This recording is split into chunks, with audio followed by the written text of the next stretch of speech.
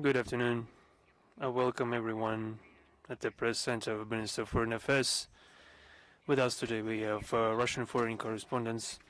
We'll begin from the minister's schedule, Sergei Lavrov's schedule. On the 31st of March in Moscow, the head of the Foreign Ministry of Russian Federation will take part in the general meeting of the Russian National Affairs Council. According to tradition, during the holding of this yearly meeting, participants will take stock of the work of the Council in 2025 and outline the priorities and contours of the work of the organization in the current year 2026. Special attention will be given to the issues of human resources and ensuring the work of the Council.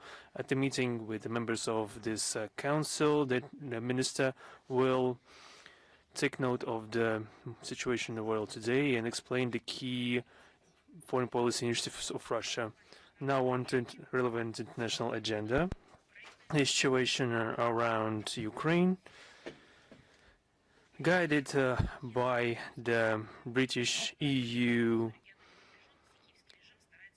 attitudes regarding the escalation of regional tensions, the Kiev regime is trying to use NATO weaponry to increase the intensity of strikes far beyond the conflict line, choosing especially vulnerable categories of peaceful population, civilian, educational, and healthcare and transport energy infrastructure of Russia. In the recent week, the terrorist attacks of the AFU supported by the West have resulted in the deaths of more than 100 and it resulted in injuries of 133 people, including 10 children. 14 people died.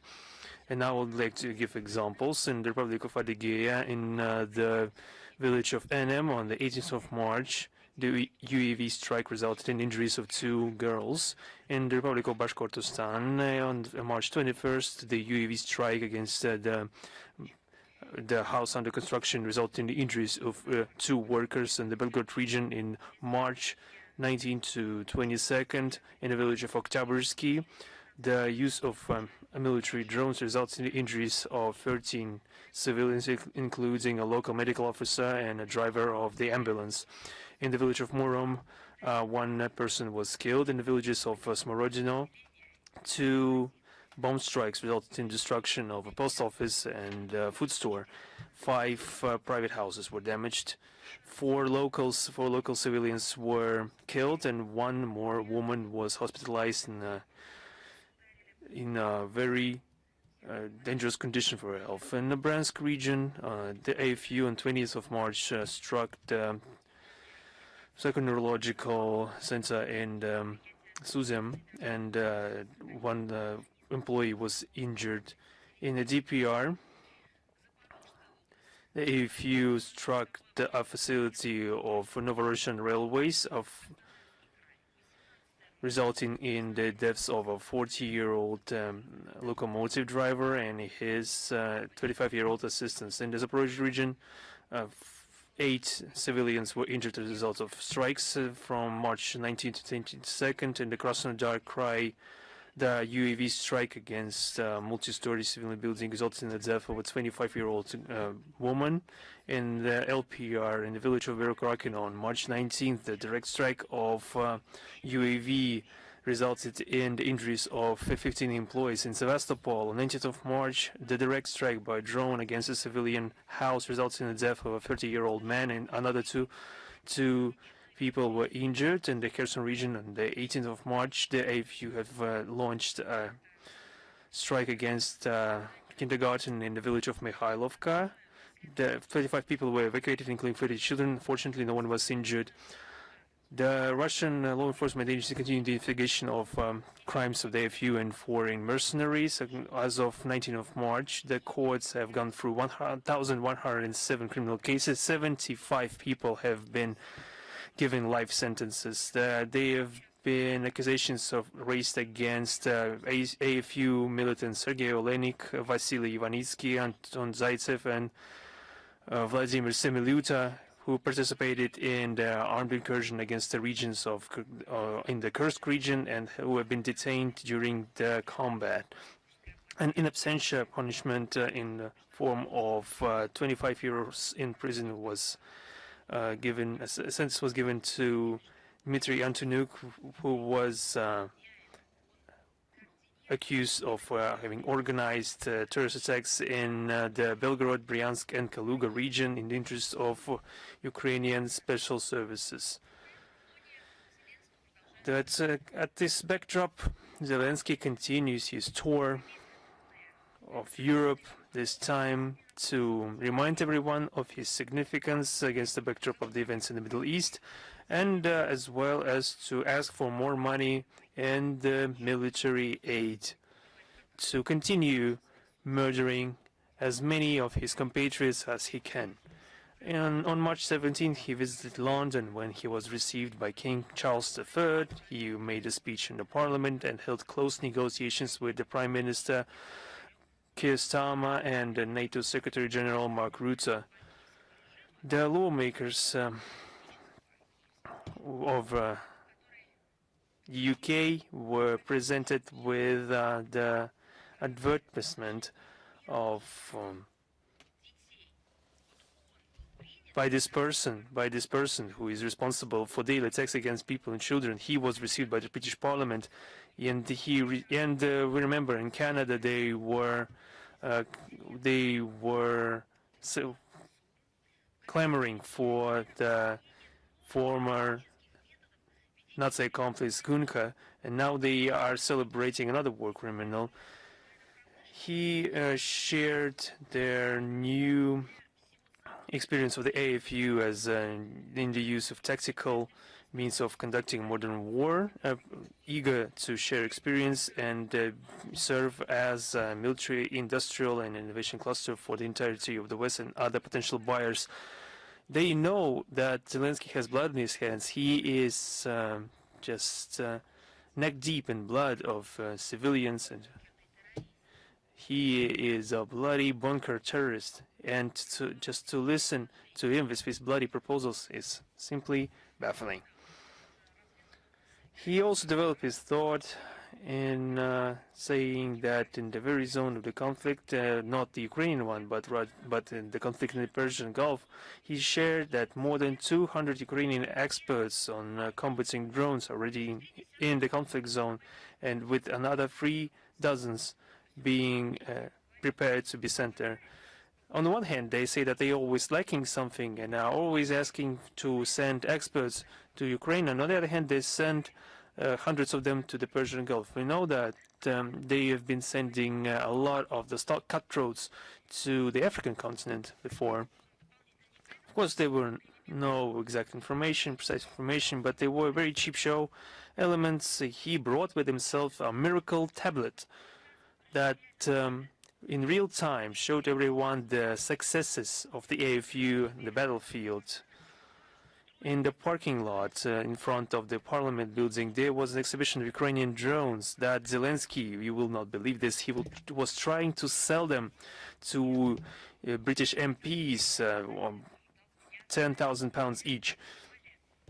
And the British legislators were also did their part, and they received Zelensky not in the parade hall of the House of Commons, but just in one of the rooms, one of the many rooms of the building. And they should know who they're dealing with. But we know how the UK is taking part in this terrorist activity unleashed by the Kiev regime against civilian population. The key result of the visit was the declaration of new bilateral agreements in the framework of the so-called 100-year partnership oriented to increase the level of interaction up until the level of strategic cooperation. They were talking about the reinforcement of the cooperation area of security and defense and the growth of defense capabilities against modern armaments, and also, I quote, helping global stability based on UK and Ukrainian developments. In response of this in response to this comprehensive military support, Kiev, as paradoxical as it may sound, committed to provide aid in case the UK was attacked. As an example of fruitful cooperation, the UK presented the Octopus project on the creation of interceptor drones, and London also promised to provide £500 million to create an advanced center in the area of AI as part of the Ukrainian MOD. This is a part of UK's course to destabilize our region through broadening military cooperation with the terrorist Kiev regime, and also the attempt to learn the experience of modern war from those who they have long made lab rats in the geopolitical fight against Russia. There was also discussion of the negotiations to settle the Ukrainian conflict. The European hawks are not really interested in the success, of course, and they are ready to obstruct any attempts to reach sustainable agreements on peace. The confirmation list was another terrorist attack of the AFU committed on March 17th and 19th against infrastructure of the Turk Stream and Blue Stream. The corresponding commentary was given by us on March 20th. We also heard plans of the UK, Netherlands and Finland to launch a new mechanism intended to grow arms supplies and munition supplies and military equipment supplies for the requirements of the Kiev regime by 2027. That's the peace-loving and peace-seeking exchange of opinions. We saw just an aggressive discussion intended to protract the conflict. Against this backdrop, we cannot but mention the results of the European Council session. This extortion for Western aid is actually an arduous process for Zelensky. On the 19th of March, there was a meeting of the European Council, in the aftermath of which the heads of the European institution, Ursula von der Leyen and Antonio Costa, couldn't ensure the consensus of EU member states to provide the so-called military loan to Kiev amounting to 19 billion euros. They are declaring nevertheless, they are still declaring their commitment to this bankrupt line of support to support the Kiev regime as long as it takes. The outcome statement of the summit that was rejected by two countries, namely Hungary and Slovakia, is rich with propaganda and anti-Russian narratives. There is another mention of the known European position in regards to the settlement of the conflict. Russia is called to agree immediately for a full, unconditional and immediate ceasefire. And I mentioned just a couple of minutes ago how the UK, during their meetings with Zelensky in London, has discussed the growth of aggressive acts and more arms shipments and joint production of munitions and armaments. How is it all linked with the declared comprehensive peace negotiations they are demanding from us? It's unclear. At the same time, they confirmed that they are ready to contribute to ensuring the strong and reliable security safeguards for Kiev, especially in the framework of the so-called coalition of the willing.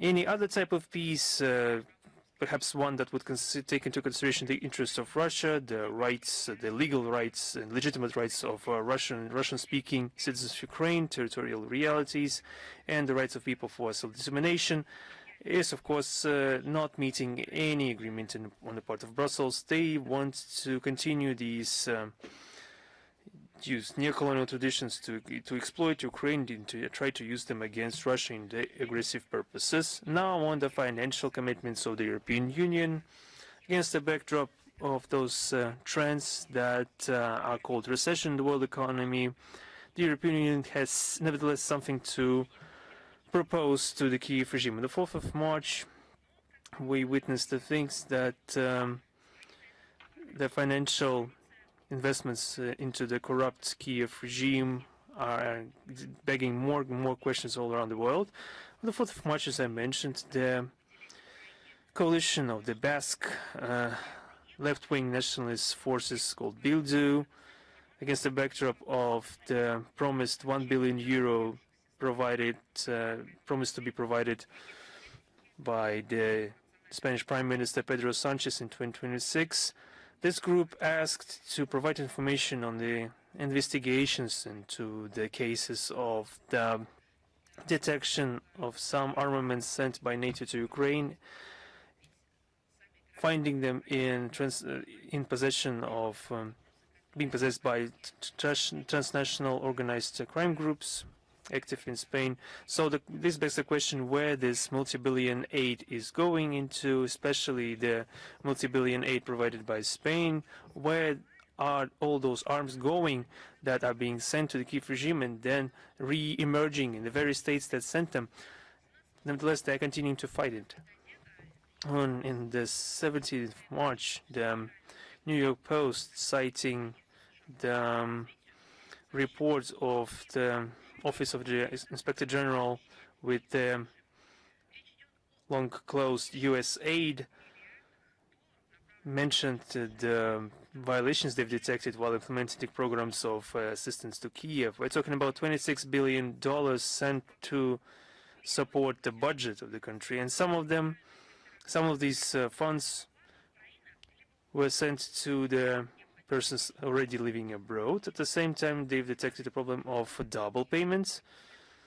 According to the Deputy Inspector General of the organization, Adam Kaplan, Ukraine didn't provide any necessary reports regarding those payments or didn't do this in time. So, in practice, this shows the corruption of the Bankovaya Street, and they are still somehow being surprised that the Kiev regime did not provide necessary reports in time, that they should have been obliged to do so. So it's their headache now in the West to monitor those reports.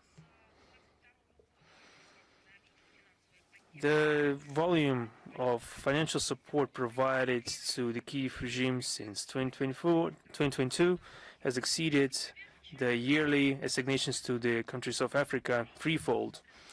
For example, the IMF has presupposed to provide $23.7 billion to Ukraine. This is 877%, and I checked this number many times, 877% of the country quota, which usually for Ukraine was just $2.7 billion a year. From February 2022 to January this year, a total of $65.7 billion were given to Ukraine, for the majority of cases at the expense of guarantees and grants for the Western countries. Just look at, for example, how much money the Western financial institutions are investing into development of countries of Africa. In 2025, there have been IMF loans approved for a total amount of $15.1 billion, including the fact that 13 countries of Africa south of Sahara with the least amount of revenues, only $9.1 billion were provided to the entirety of those countries. That's the mathematics that we are witnessing. These funds sent to the African continent is being provided to the areas where they are needed, into education and to food, etc. And when this money is provided to the Kiev regime, the intent behind that is murder. They are used for massacres and slaughter, for catching of people, for complete self-imposed cannibalism of the Kiev regime. On March 22nd, what kind of date is that? Today, I would like to talk about this date, especially and separately, several times. You'll understand why. On March 22nd marked the 80 years of the terrible tragedy in the Belarus village of Khatyn that was totally destroyed together with its residents. Back then, 149 people were killed back then. Do you know how many children were there? They were the children that were under 16. There were 75 of them. how they were killed. In this case, it is important. It is not a separate incident. It is not a disaster. It was not simply hostilities. The village of 27 houses was looted and burned down by the Punishers from the Battalion 118, Schutzmannschaft. It is a security police, and by SS soldiers from the Diverlanger Battalion, under the command of SS Sturmbannführer Erich Kernen. This unit participated in the extermination of Jews in Babi Yar, and in late 1942 it was redeployed to Belarus to fight partisans. Organizers and the perpetrators of the crime included not only Hitlerists but also Ukrainian nationalists from the western regions of the Ukrainian Soviet Republic. The Battalion 118 was formed in the spring of 1942 in Kiev from the especially trained in Germany members of the Bukovina Kuren. Zelensky, of course, continued to keep silent about the collaborationists of Ukrainian Banderovits. It is of no surprise. Remember how many times Zelensky took photos together with Ukrainian fighters, militants, on the background of the symbols of German nationalist divisions. So how can he remember what happened in Khatyn? Today, Ukraine openly glorify the successes of those who burned down Khatyn. The memorials to Stepan Bandera, Roman Shukevich, Andrei Melnik, and other Nazi accomplices whose supporters served in Battalion 118 exist in many towns. Streets, stadiums, other facilities are called in their honor. At the same time, they distort severely and rewrite history and continue attempts to wipe away the mentions about the true heroes who helped the world get rid of the brown plague. The recent examples. In March this year, in Kharkov, neo-Banderovits took down the memorial plate in honor of the hero of the Soviet Union, Nikolai Titov.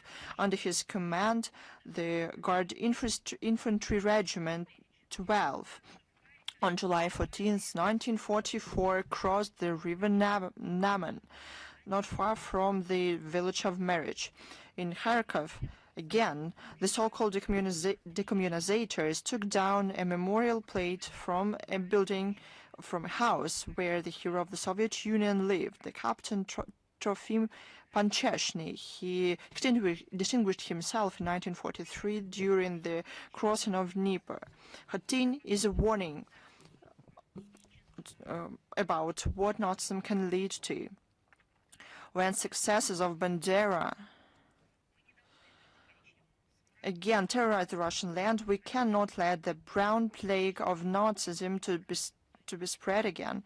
It is necessary to so that justice catches up with everyone who follows this path of executions of Khatyn. We'll talk about this topic later on again. On March 20th in Kiev, the self-proclaimed Kiev Patriarch Philaret died on the 90 years. At the age of 98 years. He was known as an overzealous, power-seeking religious figure who, for his own ambitions, contributed to the establishment and deepening, to emergence and deepening of schism of the Orthodoxy in Ukraine. Philaret was at the different stages of the church hierarchy, was a permanent member of the Holy Synod of Russian Orthodox Church, Exarch of Ukraine, acting patriarch. In June 1990, he was one of the 3 candidates at the elections of the new patriarch of the Russian Orthodox Church, but gained the least number of votes. In October 1990, the Bishops' Council of the Russian Orthodox Church turned the Ukrainian Exarchate into a Ukrainian Orthodox Church, granting it independence in management with the blessing of the new patriarch Alexis II, Filaret became the head of the Ukrainian Orthodox Church in the status of Metropolitan of Kiev and all Ukraine. However, he wanted more. In 1991, on his behest, the Bishops' Council of Ukrainian Orthodox Church declared full independence and asked the Russian Orthodox Church for canonic autocephaly. In the spring of 1992, this address was considered by the Bishops' Council of the Russian Orthodox Church, that was attended by the Ukrainian priest as well. However, the church hierarchs opposed the independence. For the schismatic activities, the Bishops' Council of the Russian Orthodox Church stripped Filaret of all holy orders and all the rights associated with the presence in the clergy, end of quote. But he did not back off and established so-called Ukrainian Orthodox Church of the Kiev Patriarchate, and in 1995 he headed it, he became the so-called head, and declared himself as the Patriarch of Kiev and all Ukrainian Russia. In 1997, the Russian Orthodox Church completely excommunicated Filaret and anathemized him. This decision was made by other local Orthodox churches as well, including in Constantinople.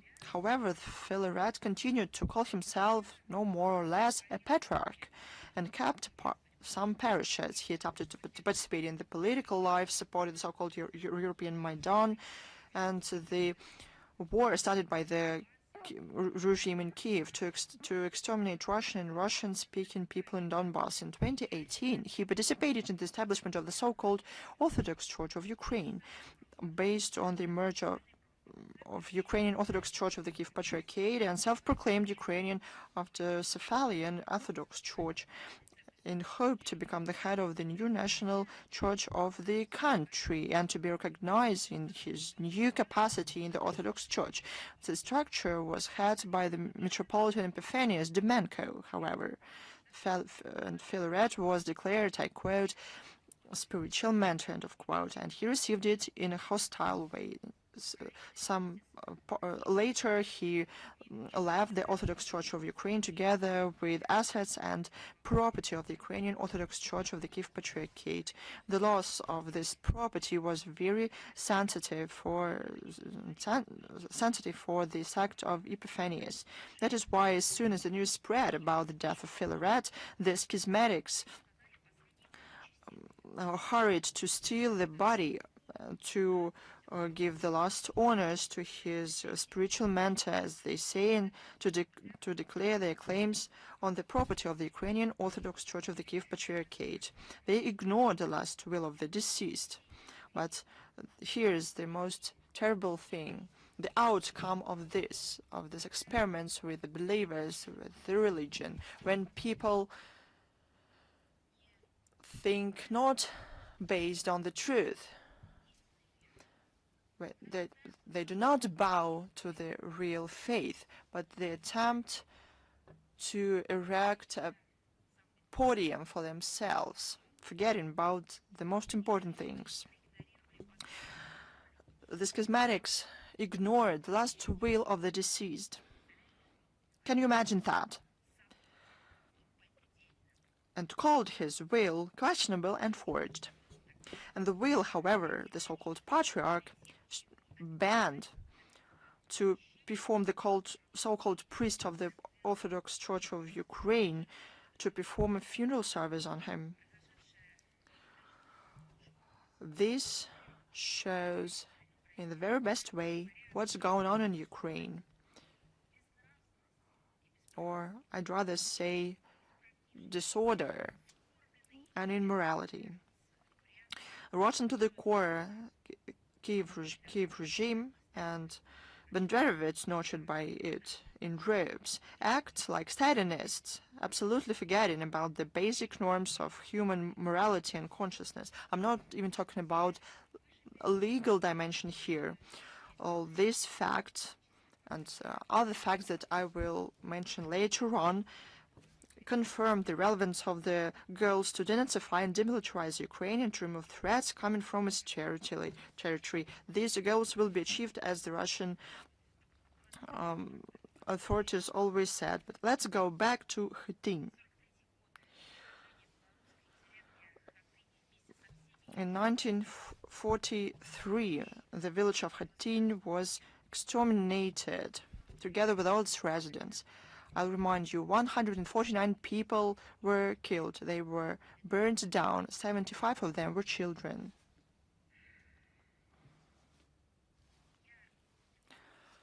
I know this story very well. I went to Khatyn a year and a half ago. I knew the story from the textbooks, materials from the internet, and wanted to go there. I did that. I came there with my family in order to see with my own eyes these places and to bow to them. That's why I don't have to retell the story from me or for my family, the story of those developments and events, but I'll do that anyway. Our colleagues, so that our colleagues in our countries understand what is going on and what we're talking about, and so that our young generations understand what Western Ukrainian collaborationism is, how it mutated, and what it is made of, how it is nurtured. Back then, in 1943, on March 22nd, the residents of the village of Khatyn were chased out to the barn on the outskirts,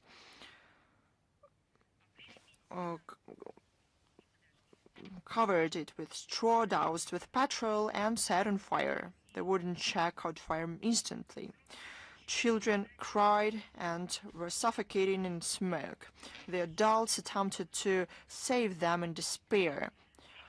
From the pressure of dozens of people, the doors broke down. People in terror, in their clothes on fire, attempted to run away. Those who managed to escape the Nazis shot down with cold blood. As usual, in the Union Republic of Belarus, people remember the residents of all villages of Belarus killed by the German invaders and their accomplices during the Great Patriotic War. There is also very powerful and tragic words there, aside the cemetery of villages. It contains the graves to the villages that burned down as well. There are more than 200 of them, and this list goes on and is updated constantly. Every region, every district of Belarus has the Sisters of Khatyn, the villages destroyed by the Hitlerite invaders during the war. The memory of them is perpetuated in the monuments throughout the country.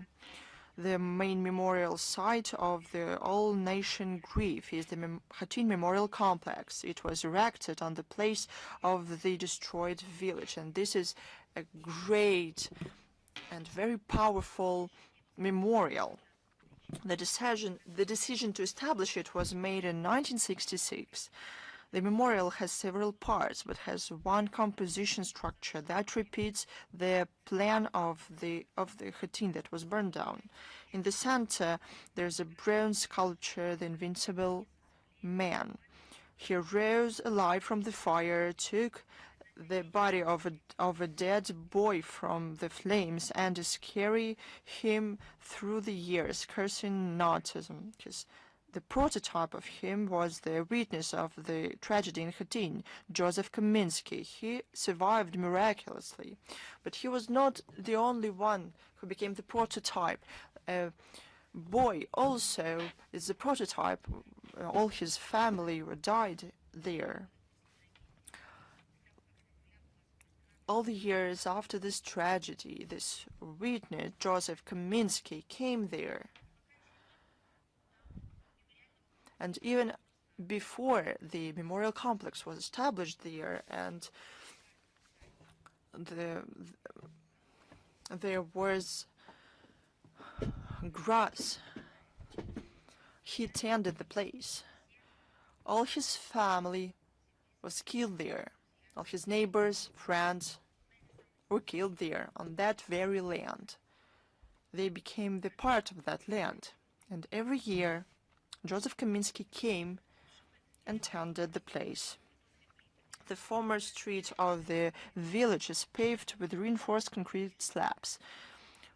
Where there were houses, there are 27 symbolic concrete black houses with obelisks resembling chimneys. The obelisks are crowned with bells that chime every 30 seconds. The complex has a unique, the only one in the world, cemetery of villages. It has 185 symbolic graves, but there will be more, unfortunately, because there were more of them. Every one of all these symbolic villages reminds us about the Belarusian villages that were burned down during the Great Patriotic War. The list of the settlements that share the tragic fate of Khatyn is updated. For now,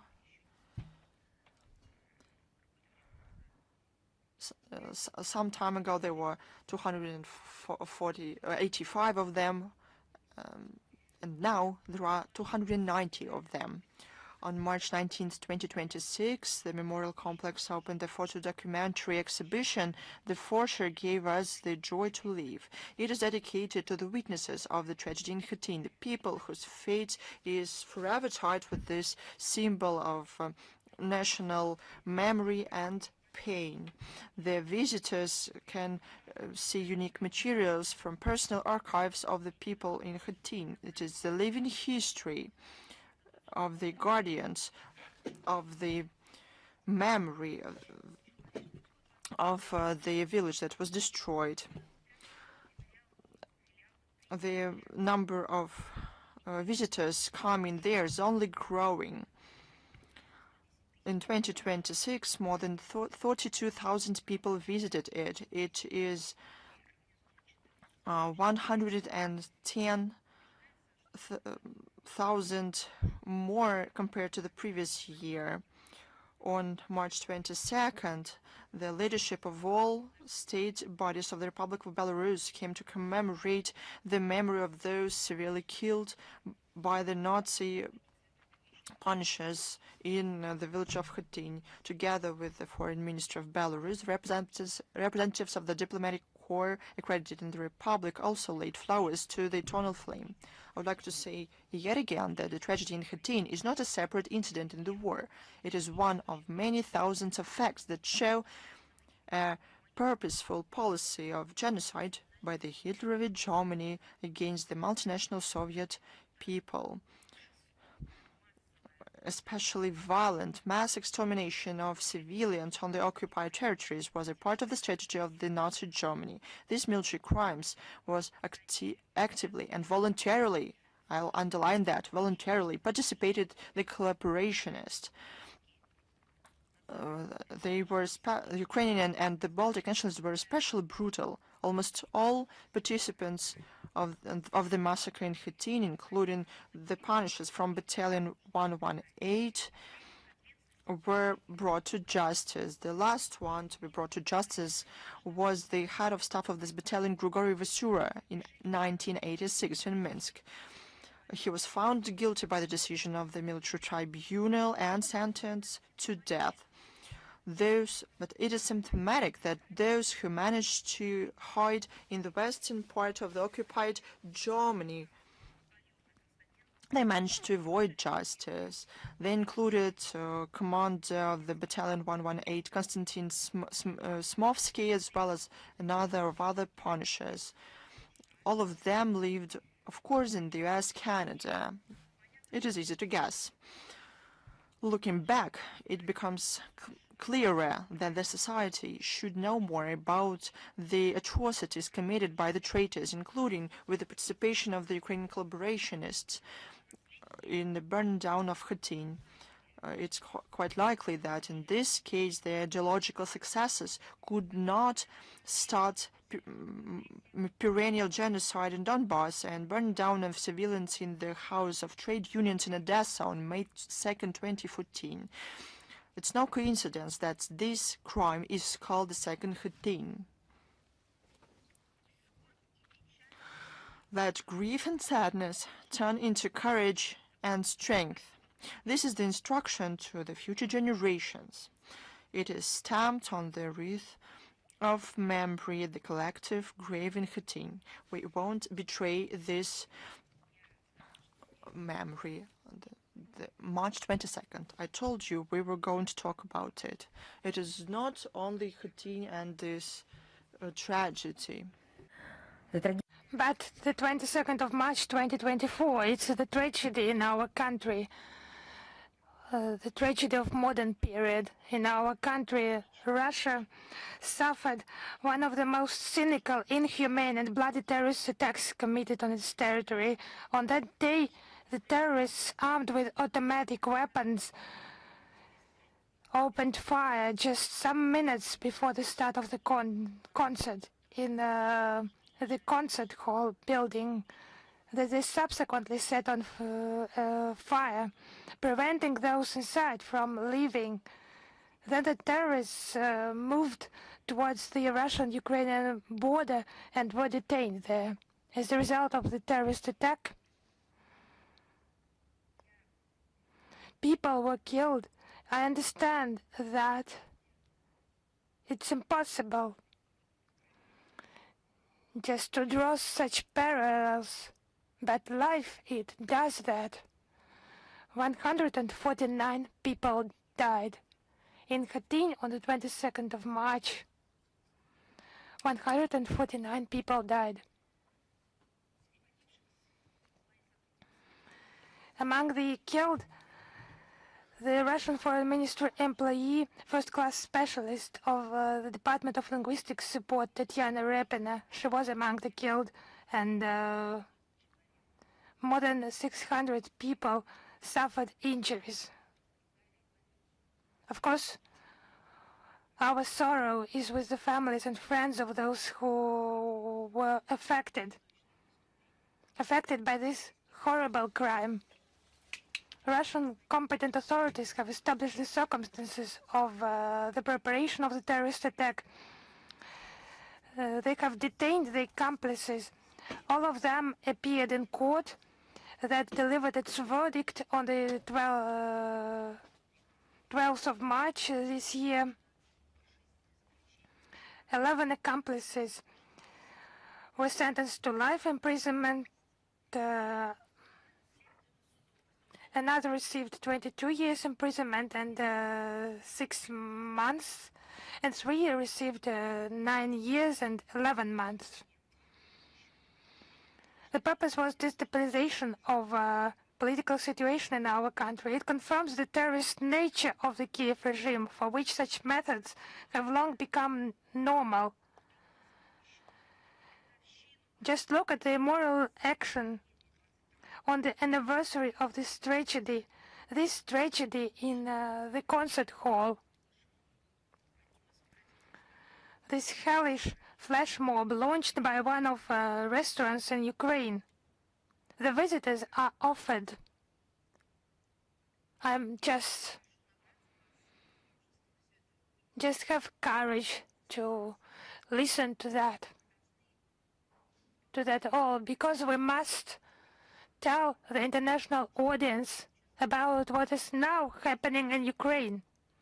So the visitors, on the day of the anniversary of the tragedy, at the Ukrainian restaurant, they were offered to mark this incredibly funny event, and those who ordered a set of hors d'oeuvre that was called Crocus City. They were offered 4 glasses, small glasses. But you know why 4? Because it's the number of terrorists.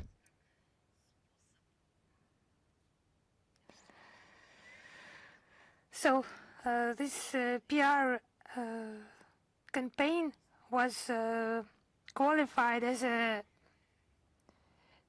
way of celebration of this murder. It's not some part of a horror film.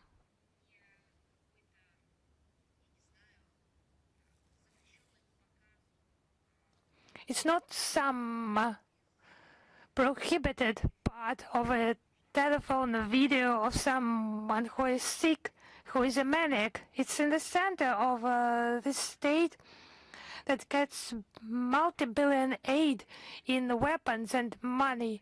At the restaurant, they offer a menu to honor those who have killed tons and tons of civilians. Yes, it's just difficult to qualify that in words. It's just not evil acts, it's just sickness. And a crime, of course, because it does not fit into the moral norms and humanity. It's just inhumane. It's just beastly actions. And such ideas, they could appear only, yes, any ideas could appear in different heads and different communities. It's the issue of relationship of society to that, the relationship within the state.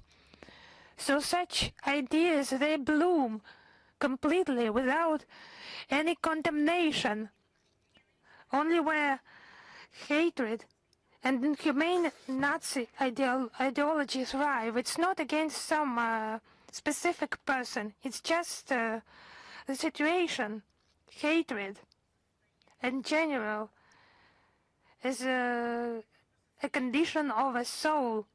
It's not just cynical mockery of the memory of the killed. It's just glorification of terrorists and their methods in the context of the said anniversary of the events at Crocus City Hall and the sentencing of the perpetrators and accomplices of this terrorist attack. We know that the threats posed by international terrorist and extremist organizations, primarily ISIL, Al-Qaeda and associated groups, continue to escalate and to evolve. Risks grow of weapons and munitions subsequently spreading to neighboring regions. From Ukraine, Russia consistently advocates strengthening the UN Central coordinating role and building the established international legal framework, abandoning double standards and hidden agendas, and not allowing the use of those problems as well as terrorist groups themselves as a tool of geopolitics and interference in international affairs. Our country supports the strengthening of counterterrorism cooperation with all constructively minded states, including within the dynamically multilateral developing forums as the CSTO, CIS, BRICS, and SCO. The surge in terrorism worldwide in recent years is largely provoked by Western interference in the international internal affairs of sovereign states, primarily Iraq, Libya, Syria, and Afghanistan. It's about the Westerners politicizing the counter-terrorism agenda, using double standards. They do not consider terrorism an absolute evil and do not adhere to a zero-tolerance policy towards it. For them, it's a tool for pursuing neo-colonial policy, pressuring sovereign states and ensuring their own dominance. Russia finds it unacceptable, and we will continue to fight this evil with all the available means. In Ukraine, we are witnessing Westerners deploying terrorists and extremists to achieve their own geopolitical objectives. Nurtured by their Euro-Atlantic curators, the terrorists just commit their crimes, destroying civilian infrastructure and killing civilians. The Kiev regime employs terrorist methods itself and cooperates with international terrorist groups, also for fighting against legitimate governments, particularly, as I have already mentioned today, in Africa, on the African continent. Ukraine has been turned into a true logistical hub from where Western weapons are distributed throughout the world, falling into the hands of both criminals and terrorists. And what is now happening in Ukraine?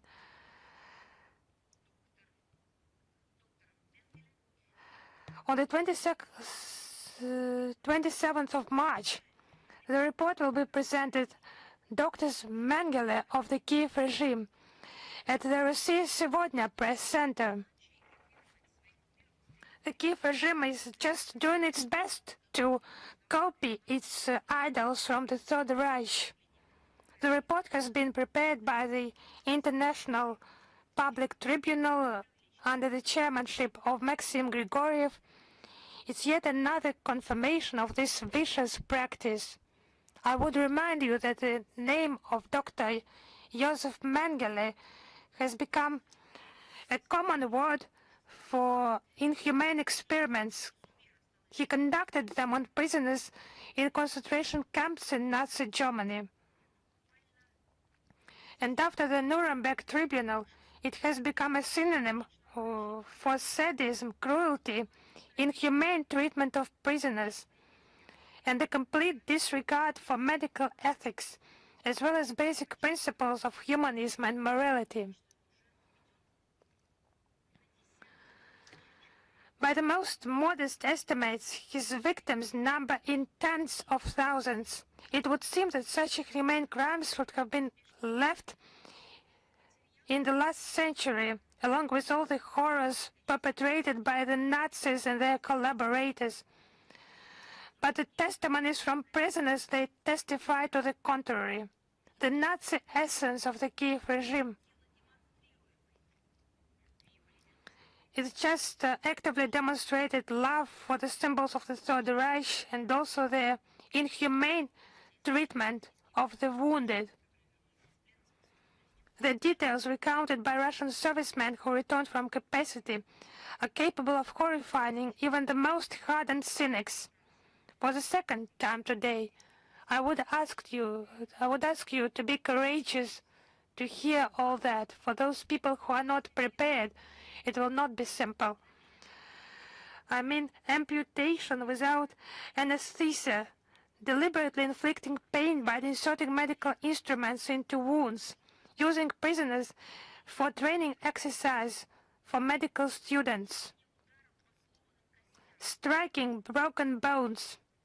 It has become a routine, unfortunately, for many Ukrainian doctors.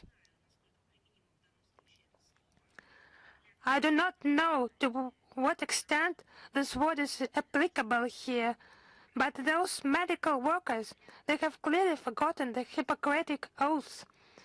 They just exchanged it to the Josef Mengele oath. All the facts presented in this report are not just some accidental cases. It's not just one-off case. It's a manifestation of inhumane, endless, sadistic tendencies, not of a single doctor, but it's systemic phenomenon now. Obviously, it's not about single cases, some specific persons. No. It has become a pandemic for doctors in Ukraine who are allowed to treat prisoners of war. It's a systemic phenomenon, I would repeat. And it's being supported at such a level, in such a format, by the Kiev regime. They are aware about that. And they consider it an absolute norm and do nothing about that. But not all doctors in Ukraine just are ready to ignore the norms of humanity, but of course not. But the number of those who participate in that sadistic bacchanal, it's just shocking. And doctors mentioned that they were prohibited from giving painkillers to prisoners of war. According to the Geneva Convention on Vancouver, have they not heard about such a document? The treatment of prisoners of war, it should always... I don't know how to put it. It sounds banal. Everyone is aware of that, remembered, and many generations, they know that, they have known that prisoners of war should be treated humanely. Any unlawful act resulting in the death of a prisoner of war in the custody of a country or seriously endangering a prisoner's health, they are prohibited and must be considered as a grave breach of the Convention. No physical or mental torture or other coercive measures may be applied to prisoners of war. But atrocities against Russian prisoners of war constitute war crimes that have no statute of limitations. So everyone will be responsible for that. Ukrainian leaders, heads of Ukrainian medical institutions who gave criminal orders to those doctors who carried out those crimes. On the 27th of March, it will be GIMO diplomas presented to veterans of the special military operations who participated in the program of additional training. Urban infrastructure and territorial development manager Sergei Lavrov will preside this ceremony, and among the honored guests will be the State Secretary and Deputy Minister of Defense Anna Tsivilova, GIMO Rector Anatoly Torkonov, Head of the Main Directorate of the Ministry of Foreign Affairs Khatyn, and heads of the regions will be attending. Those who have sent students to that program. The 2-month training took place at GIMO's Odintsova branch. 29 veterans participated from St. Petersburg, Vladimir, Kaluga, Leningrad, Lipetsk, Moscow, Nizhny Novgorod, Novgorod-Orel, Pskov, Ryazan, Smolensk, Tver, Tula, and Yaroslavl regions. It was not only for career military personnel, but civilian professions, economists, engineers, medical workers, and many other professionals. This program, at the request of Sergei Lavrov, includes 7 training modules, independent project work, practical training at infrastructure facilities in Moscow and Moscow region. Today, it's a major in-person program for special military operation veterans, and in the current conditions when high demands are before the state civil servants, it's the combat experience and psychological fortitude of patriotism will be in demand in regional and municipal governments. The Russian Ministry of Foreign Affairs and its subordinate institutions will continue to contribute to the implementation of Vladimir Putin's directive to train highly qualified managers from among the special military operations veterans. And they will continue to serve their fatherland in a new field.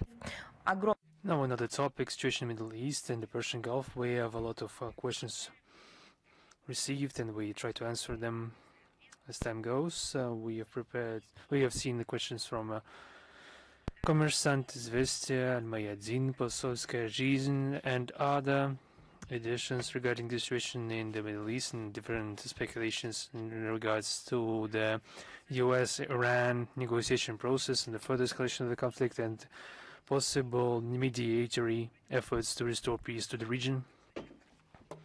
Since there have been a lot of questions with a common topic, we prepared a complex response. A new stage of U.S.-Israeli aggression has started against the backdrop of negotiations between the sides.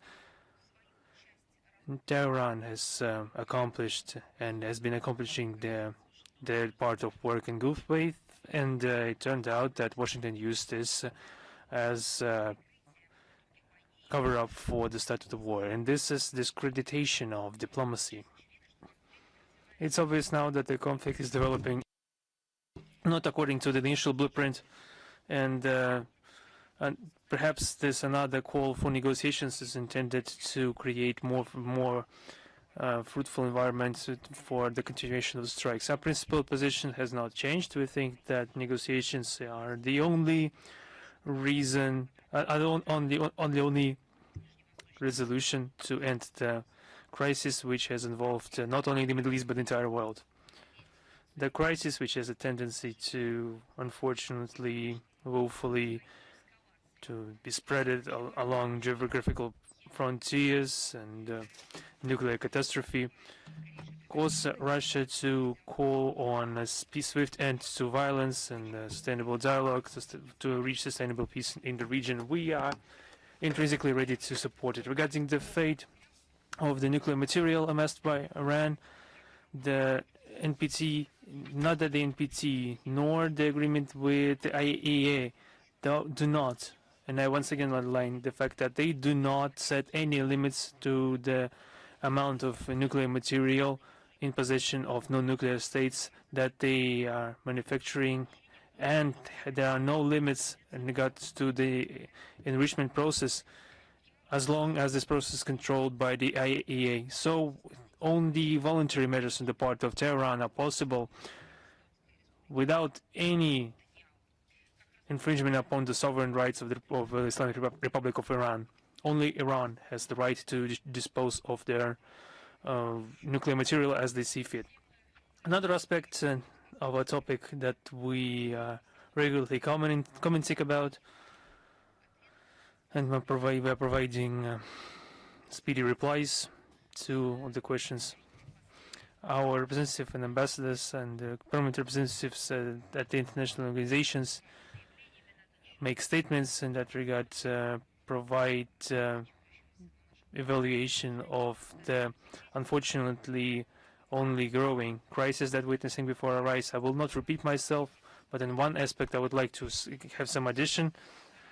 During the strikes of March strikes of the US against Iran, many UNESCO sites included in the list of World Heritage sites have been damaged, including the Palace of Golistan in Tehran and the Mechet Jame, Palace of Chehil Sotun, and the components of the Meydan Imam Square. On the 2nd of March, the Internet portal of UNESCO published the statement condemning the destruction in Iran without mentioning any initiators or participants of the conflict, and calling on all sides, very interestingly, to abide by the UN Convention on the Preservation of the World Cultural and Natural Heritage of 1972 and the Hague Convention on Protection of Cultural Valuables in case of armed conflict of 1954. On March 11th, the director of the Center of World Heritage of UNESCO, Lazar Elundu Asomo, and the press secretary of the Organization on the Issues of Culture and Priority Africa, Munia Jivanu, have made a statement against this damage to the cultural heritage of the entirety of the Middle East and Iran. The American-Israeli aggression against Iran already led multiple fatalities and a lot of suffering. Children are dying. The healthcare system is suffering. Thousands of people have been left without shelter and were forced to leave their homes. The region is threatened by a very real environmental catastrophe. Against the backdrop of those tragedies, we shouldn't forget about the real danger of destruction of our worldwide heritage, our cultural heritage.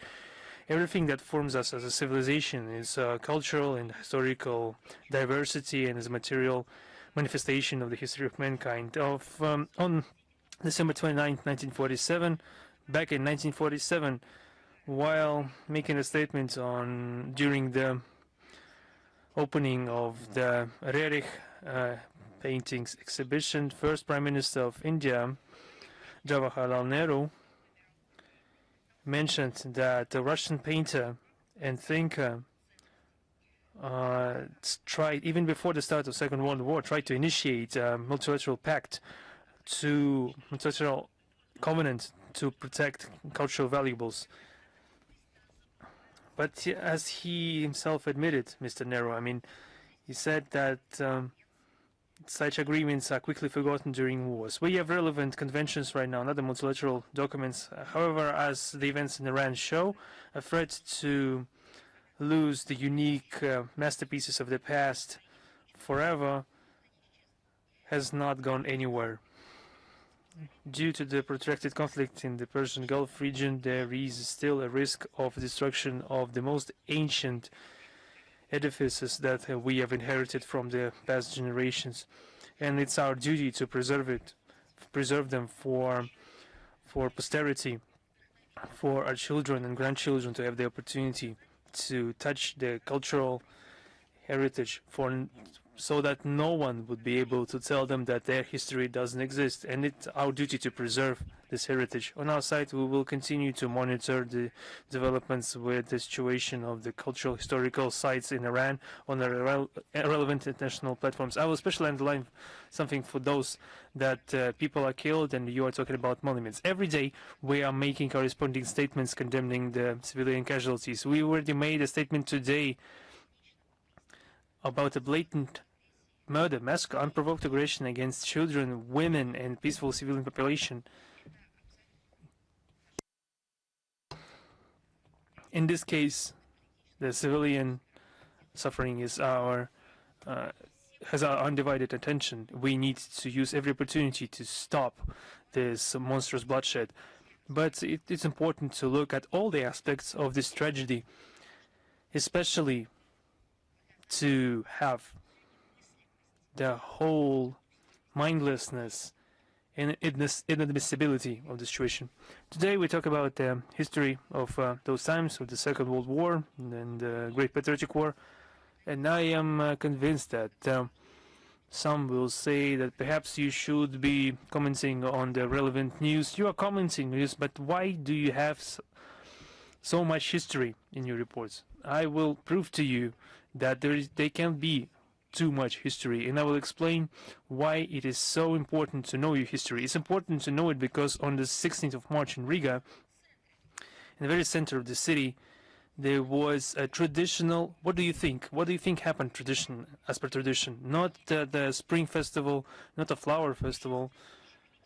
There was a march of former legionaries of Waffen-SS and their fans from the number of the representatives of the local nationalist radical organizations. And among the participants of this congregation, there have been high-ranking Latvian officials, deputies of the same, representative of the mayor's office and the local government from among the right-wing radical parties, from the same people that love to criticize our country.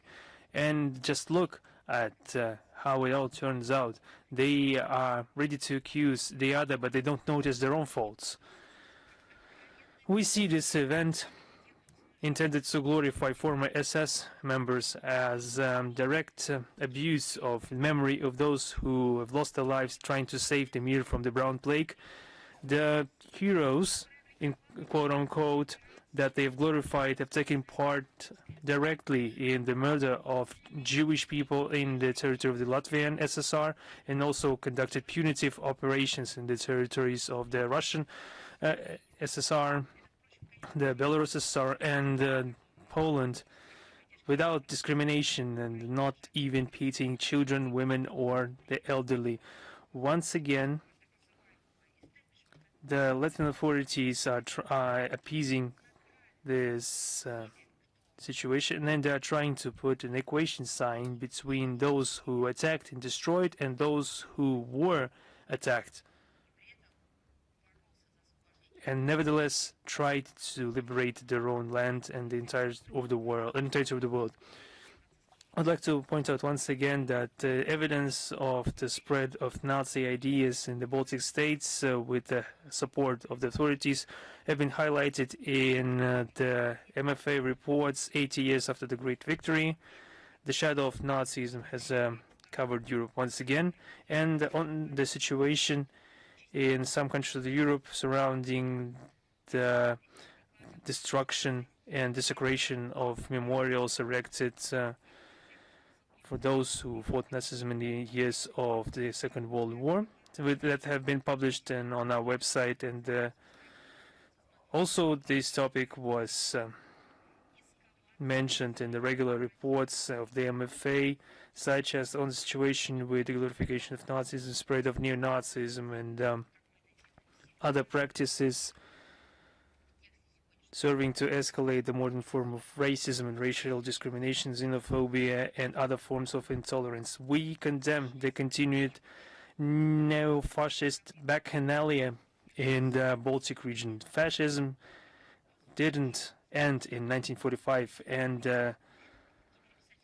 it met an end in 1945, and now there is no future for any of its adherents. Any attempts to rewrite history and to glorify Nazi collaborators are cynical and inadmissible. Our country is defending the truth about the Second World War, and we are decisively preventing any attempts to rehabilitate Nazism, no matter where they are undertaking. Today, those who are still marching under those banners should remember that the retaliation is inevitable, and all the patrons of such manifestations are leading them into a political and moral abyss. And in a neighboring Baltic state, we saw the similar practice, perhaps not a costume party this time, but doing something close to that in the modern sense of the word. Now a couple of words about the surprising in its stupidity initiative of the Lithuanian this time authorities to ban entry to Lithuania to those performers that have been performing in Russia and Belarus since February 24th, 2022 for a term of up to 5 years. Once again, this confirms the commitment of Lithuanian authorities to an uncompromised Russophobic stance and the maniacal desire of local elites to block any opportunities for their own citizens to get an alternative information on Russia and its culture. This is just drowning in ignorance that we are witnessing in the Baltic countries, and especially in Lithuania. We are forced to state that the anti-Russian hysteria of Vilnius is taking more and more ugly shapes. The measures undertaken by local authorities to introduce a sort of a quarantine for Russian culture is now supplemented by bans on those who hasn't joined the Russophobic craze and didn't subject itself to the canceling campaign against our country and everything that is Russian. And perhaps the Lithuanians thought that Russian culture would be quickly banned and cancelled in the West, and Russian history would be banned and cancelled, and that would become an around the world phenomena. But this doesn't come to pass. Either they decided to do this themselves, or they received a corresponding order to do something locally. Such conduct by Lithuanian authorities are testament to their fear and mistrust towards their own compatriots. Perhaps they are really fearing that watching Russian performers and that are continuing to seep through the obstructions raised by Vilnius would raise a threat from the east and will nullify the efforts of all local Russophobes to cancel and demolish the remnants of Russian culture. You shouldn't fear that, because this will happen anyway. This will all happen anyway. And the coming generations of the Baltic states will, in one way or another, find out which deplorable role was played by the preceding regime in their countries, implementing the worst possible practices inherited from Nazism, racism, and other different types of xenophobia. There are other examples how you can preserve your own culture and nevertheless develop cultural diversity, equally paying attention to the linguistic diversity of the population, of the majority or the minority, the indigenous peoples' languages, how one can respectfully develop this coexistence of different cultures and the people that are talking in different languages, speaking different languages, and do this harmoniously for the benefit of all current and future generations.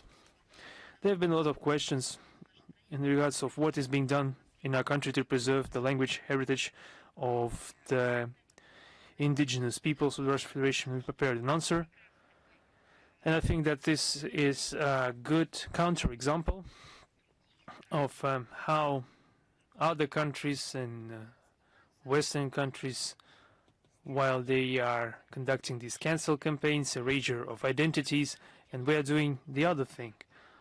As you know, the UN has declared the decade of 2022-2032 an international decade of the indigenous peoples' languages.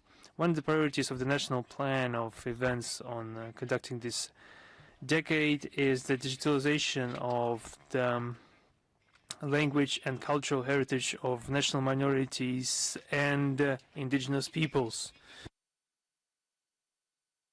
In the context of the efforts taken to preserve the languages of the peoples of the ethnicities of the Russian Federation,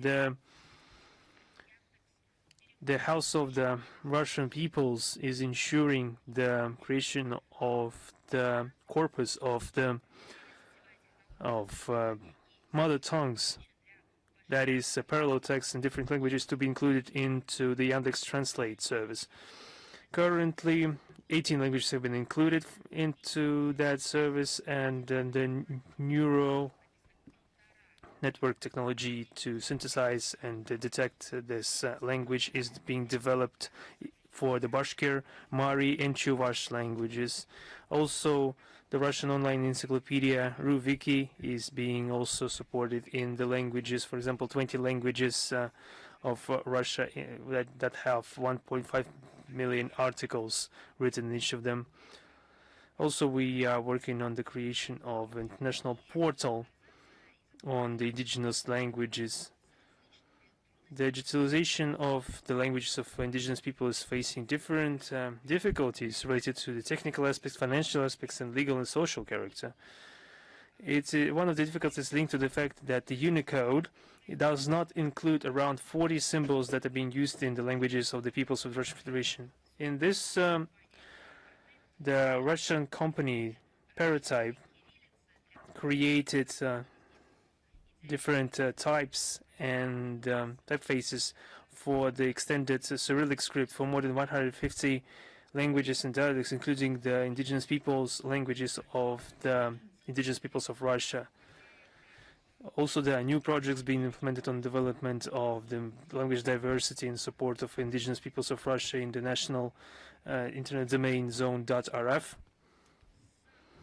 Since August 2025, the .rf domain has been supplemented by the capability of registering the use of websites with the use of 26 additional Cyrillic characters, being part of 18 state languages of the entities of Russian Federation, the languages of Adygea, Abazin, the Altaic, Bashkir, Buryat, Ingush, Kabardin and Cherkess, Kalmyk, Komi, Mari, Tatar, Tuvan, and Udmurt, Hakas, Chechen, Chuvash, Ossetin, and Yakut, and other languages. The key is to provide them full-fledged access to the internet resources on their mother languages. Now, about pushing out of those unwanted alternative, call them as you may, and I would call them free journalists from the Western media space. Yet again, we have to draw your attention to the continued practice of putting pressure on the Russian journalists. Now we're talking about the actions of the EU that cannot be called anything but political impunity. This time, the Austrian authorities distinguished themselves. They initiated the procedure to revoke accreditation from the TASS bureau head in Vienna, Maxim Cherevik, with consequent de facto pushing him out of this country. As we learned, the journalist received a notification from the agency of the Federal Chancellor of Austria in charge of the work with foreign journalists, among other things. The document reads the cancellation of his journalist accreditation with a requirement to return the irrelevant press card.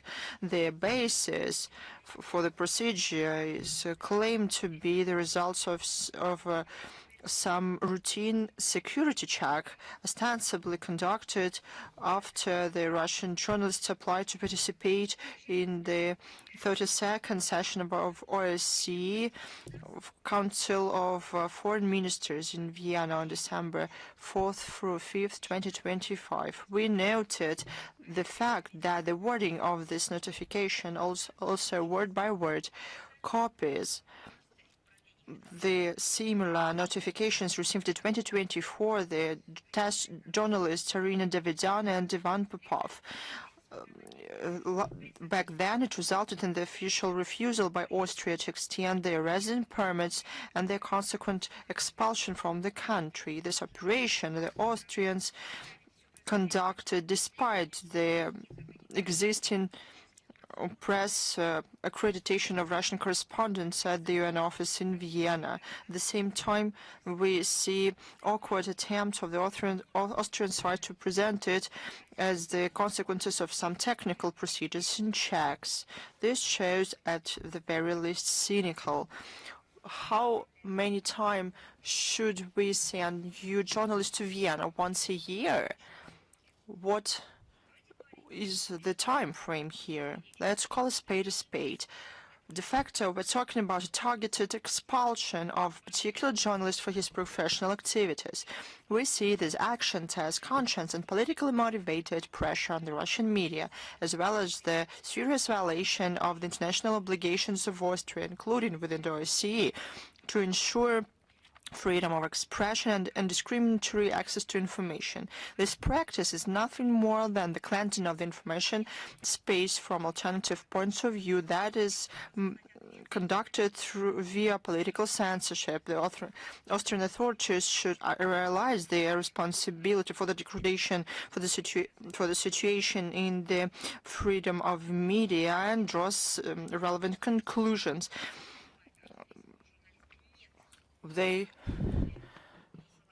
It's Austria that expels Russian journalists, persecutes them, impedes their work systemically, and doing the same things time and time again. And Russia reserves the right to respond to this if they don't change their behavior.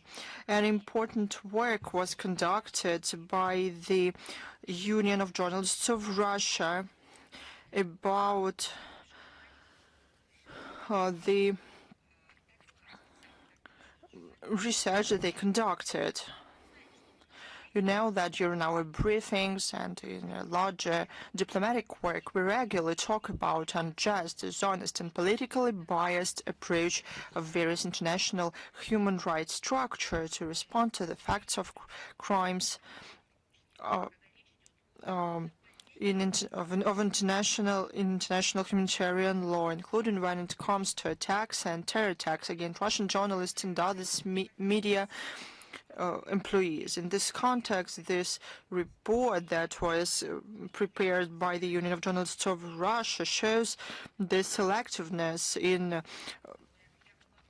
registering the violent deaths of journalists that is seen in a set of seemingly authoritative international structures. This work, detailed work, was conducted by the Union of Journalists. They started the publicly available materials of the International NPO Committee to Protect Journalists. They analyzed these materials thoroughly and in an unbiased manner. They looked into the methodology that it used, and they draw a conclusion that in 2025 this method was used asymmetrically in cases of incidents with journalists, depending on what side of the line of conduct they fulfill their professional duty. We will provide the link to this report. We'll use it and translate it into the various languages. We'll spread it among the relevant international platforms and send to all international organizations in charge of ensuring security for media and journalists. We received a lot of questions asking to comment on the exercises at the Korean Peninsula. We witnessed escalation of tensions on the Korean Peninsula in south of the peninsula since March 9th through 19th. The U.S. and the Republic of Korea held regular joint military exercises, freedom of shield. Officially, they were claimed to be of defensive nature. However, judging on the contents of the events that they trained and the use of military equipment, these maneuvers are nothing but open preparation to war. It is clear that such military activity of Washington and Seoul don't contribute to reduction of tensions. This won't help to reframe the situation to the political and diplomatic track settlement. While the ruling elites in the U.S. and the Republic of Korea seek more military pressure and sanctions on Pyongyang, we won't see any possibility of positive chances on the Korean Peninsula.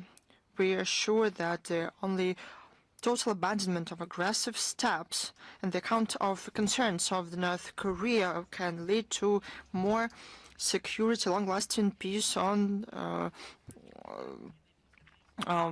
this region. On March 23rd, during the official visit to the Russian Federation of Prime Minister of the Government of Social Republic of Vietnam, Pham Minh Thien, and an intergovernmental agreement on cooperation in building the first nuclear power plant on the territory of Vietnam with the participation of Rosatom State Corporation was signed.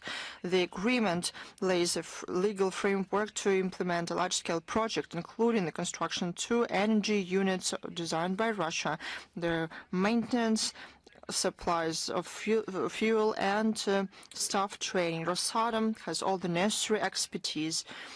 It has built 41 energy units in 11 countries. The building of the first nuclear power plant will help ensure an energy security of Vietnam and will give a powerful impetus to expanding cooperation in adjacent regions. One more event that took place, I'll tell you briefly. You'll learn more about it from our social networks. We will give more detailed information there on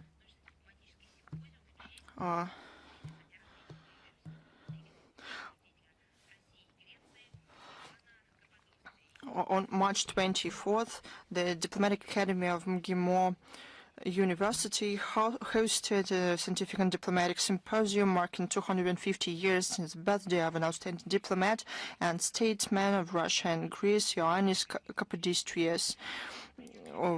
Welcoming remarks to guests of the conference were sent by Foreign Minister of Russia Sergei Lavrov. The event was participated by Russian and Greek public figures, representatives of the Societies of Friendship and researchers.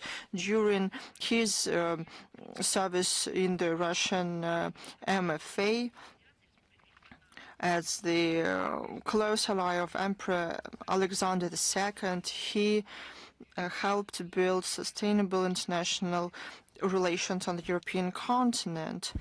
Ioannis Kapodistrias promoted the development of Russia-Greece ties. It is symbolic that diplomatic relations were established between the countries on 1828 when he was the governor of the Greek state, but until Greece was fully recognized as independent from the Ottoman Empire, we deem it useful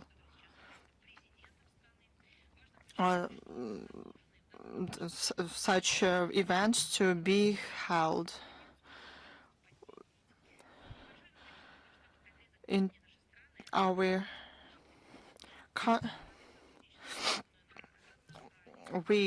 on March 29th, we will celebrate 35 years in the establishment of diplomatic relations between Russia and Panama. Our relationships go back quite a lot of time. One of the examples of our good relations is the passage of Soviet submarines from the Pacific Ocean Fleet to protect Arctic convoys of the Allies in 1982. In the memory of this event in 2025, a monument was erected. It became the first and the only memorial to the Soviet submarine officers in Latin America. We always talked and supported the neutrality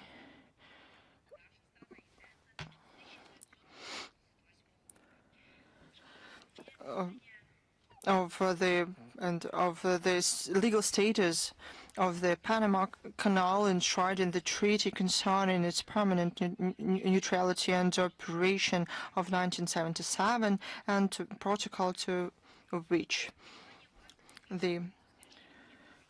we understand that ties between Russia and Panama is of huge potential, and we unlock this potential through constructive political dialogue, building up interparliamentary and interagency contacts, expansion of scientific and educational and academic exchanges, cultural and humanitarian cooperation in general. We value Panama as a promising trade and economic partner of Russia with unique geography, develop trade and finance infrastructure. We're convinced that we have new possibilities ahead of us for multidimensional interaction of mutual interests for the good of Russian and Panama peoples. We congratulate our friends from Panama on this wonderful date. There's one more date. We talked about it this year. The main theater of Russia, the State Academic Bolshoi Theater, celebrates its 250th anniversary. The day of the foundation of the Bolshoi Theater is March 1776, when the provincial prosecutor, Prince Petro Rusev, received the permission of Empress Khatyn II to keep the theater performances of any kind, as well as concert and masquerade. End of quote. The Bolshoi Theater contributes significantly to developing international ties through concert tours, implementation of joint projects, organization of educational programs, and the broadcasting of performances. Within its anniversary 250th season, the Bolshoi Theatre for the first time went to Istanbul with a large-scale tour. The delicately combining traditions and developing new tracks, the theater represents the Russian art at the leading international platform while still being a center of world's music culture.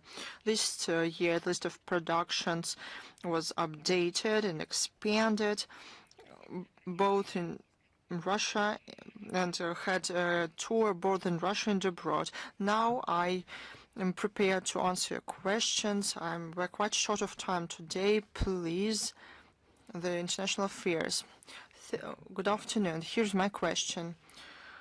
The General Secretariat said that Zelensky wishes to have a deal in Ukraine. In your opinion, is this statement sincere? Within the context that we have, we regularly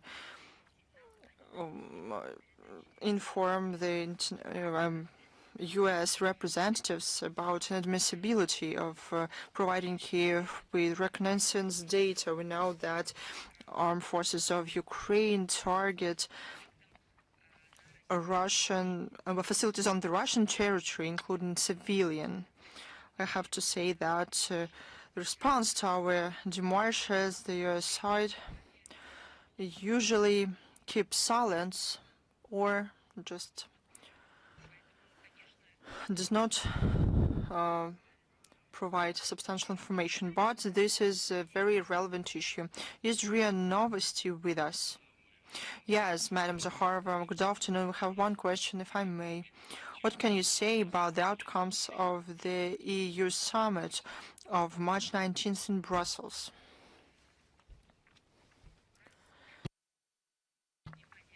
If this event caught your eye, on March 19th, the session of the European Council yet again confirmed the anti-Russian approach, but not only the countries themselves, but only the regimes that are established there. The joint statement published following it on behalf of 25 member states are full of EU propaganda and Russian stamps, or memes, if I may say. Instead of looking for possibilities for diplomatic solutions, the aggressive European majority is still focused on building up efforts to support the Kiev regime and to torpedo initiatives, as we saw from this event, aimed at peaceful settlement of the conflict. Under the pretexts of the existential threat coming from Russia, the European Council confirmed their wish to increase their defense capabilities by 2030. However, bureaucrats in Brussels keep silence that they do that at the expense of decreasing other budgetary means. First of all, that go for social matters. Probably they think that they can insult in other ways their own people. But this will end up in certain sentiment in their own country. But what will be the way out? Bucha on the European continent. But all their actions will be paid for by the future generations of Europeans. As to the situation in the Persian Gulf, the leaders of the EU managed to agree upon only a statement with a number of critical statements against Iran. On the example of the developments in the Middle East, the inability to act of the EU is not only clear, but it is outrageous. We took note on the call on of the European Council to respect the rights of nations for self-determination and ensuring the freedoms of navigation. That's what they remembered finally. The EU showed their nature. When it came to Greenland, they remembered about the UN Charter and all its interconnectedness and entirety. But when it came to Crimea and other new Russian regions, when they made their own choice within the existing legal framework, this topic was a taboo for the EU. The same applies to the freedom of and ensuring the passage of their own vessels in the Strait of Hormuz, while simultaneously using force to restrict the movement of vessels carrying cargo in the interests of our country. So that was the topic for the recent European Council as well. Not developing some strategy, no breakthrough decisions adopted, just a lack of goodwill and silliness. And that was their helplessness, their own helplessness, popular statements about unbalancing the energy markets and decreasing energy prices. So what they banned for themselves to buy energy resources from one of the main suppliers, Russia, they did not think about it. They did not think about correcting the European emissions trading systems for greenhouse gases in order to somehow decrease the burden of energy enterprises. So their purpose is economizing energy, but not reasonable. But what is the result of their recklessness, their own recklessness? And the desire of the Europeans to impose their notorious green standards on everyone. It's just double standards. When Brussels is undermining European energy security itself, destroying it. It's just their green agenda. And such measures could have not cosmetic effect, but some illusionary effect. When the energy has been turned into some Achilles heel for the European Union. I do not know how to name it. They are not ready for actions. It has become a really complex situation for them. So, hello, Maria Zakharova, is Vestia here? How can you comment on the Israeli ambassador interview, where he mentioned a unilateral official stance of Russia contrasting with the level of cooperation of our country. So I would be surprised if our position would be bilateral, because our country has its position. It's the position of the country, not a side to the conflict, but a country, where the approach is formed.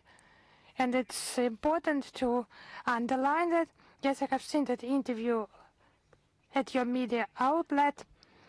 Yes, it's necessary to underline that the position is based on facts. It's not just today's situation. It's a balanced position based on facts, with the understanding of the historical process and with the analysis of what will happen in the future. Yes, we have started the mentioned interview. Yes, of course, the fact is stated that Russia and Israel are linked with friendly relations. Yes, we will not argue that. We value them, and we seek to develop them, relations between the leaders of our country. A trusting political dialogue, it is maintained, and we share those assessments, of course. And against this background, the statements by the ambassador allegedly about the unilateral position of Moscow on the situation in the Middle East. As our assessments are well balanced and they are not biased but based on facts and foreign policy analysis, but such public assessments of his hosting country position by the ambassador, it's not about contributing to strengthening friendly ties. Thank you to you. Is Sputnik Japan with us? Yes, hello, Madam Zakharova, good evening. Sputnik Tokyo, Dmitry Gavrilov. I have a question. Recently, Japanese media have reported that Japanese authorities are considering purchasing Ukrainian-made drones to strengthen the country's defense capabilities. How would you comment on this information? Thank you. You know, such reports, especially if they are confirmed, further testify to the fact that Tokyo is increasingly involved in military cooperation with the Kiev regime that is openly demanding weapons for the Ukrainian armed forces in exchange for drones. Clearly that is bringing the peaceful resolution even further. And any attempts by the Japanese authorities to establish shipments of weapons, lethal weapons, to the Kiev regime will be considered hostile actions against our country, and the retaliatory measures will follow. Thank you. Is Xinhua with us? Yes, hello, Madam Zakharova. Xinhua agency here. Recently, the United States of America has said that the American armed forces must control space. It indicates U.S. intentions to deploy weapons in outer space, and China consistently opposes the militarization of space. How do you assess U.S. actions in this area, and does this pose a security threat to international community? Yes, I would like to clarify. Will the United States control, according to those statements, the entire space or some part of it? Yes, it's a rhetorical question. Actually, we have commented in detail this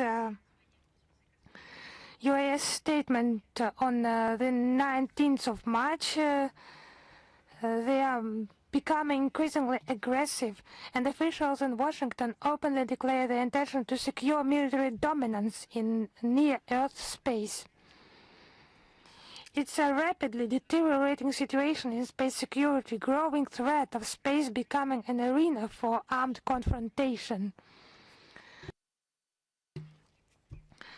We are convinced that any armed conflict in orbit would have catastrophic consequences for the long-term sustainability of space activities and the prospects for space exploration for all states without exception.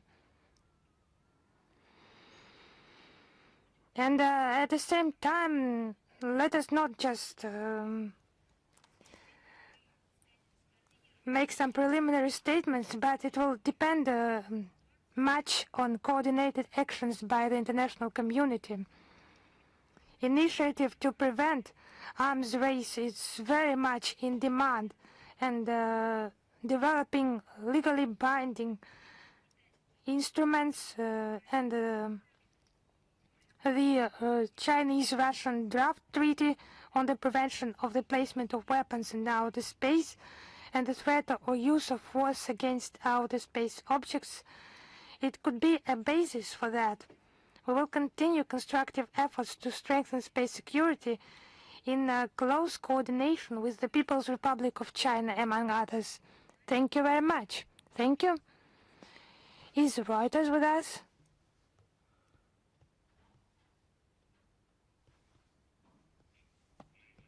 Yes, Madam Zakharova. It's about the connection. Yes, we're here. We have two questions about the freedom of navigation, and I will just ask them one after another. Last Friday, it was reported that the French Navy detained the oil tanker sailing under the Mozambican flag in the Mediterranean Sea. The ship was called Dana.